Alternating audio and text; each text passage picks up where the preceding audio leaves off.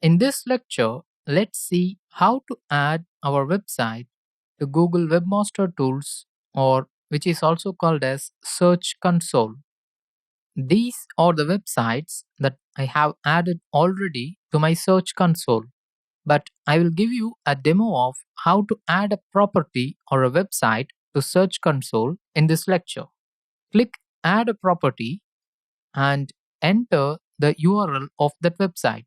For example, let me enter the URL of our demo website. Once you have entered the URL or your website address, Google will ask you to confirm the ownership of that web address. You can confirm your ownership by various methods.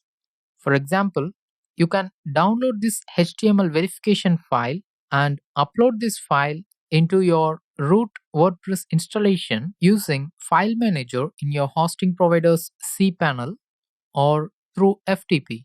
This is the first method. There are 4 other alternate methods with which you can verify the ownership of your website. Let me tell you a simple method with which you can verify the ownership using the Yoast SEO plugin, which we have installed in the previous lecture. Select HTML tag and copy the tag inside this box. Now go to SEO and then select General.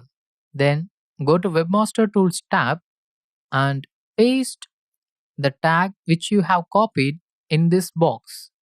You can copy it as it is, but when you click Save Changes, all these tags will be removed except for the content inside this double quotes.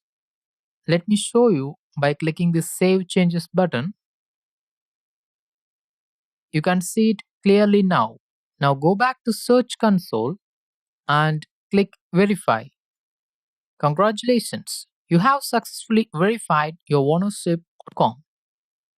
This is how you can verify the ownership of your website too. Click Continue. Even after verification, never remove this meta tag from this box.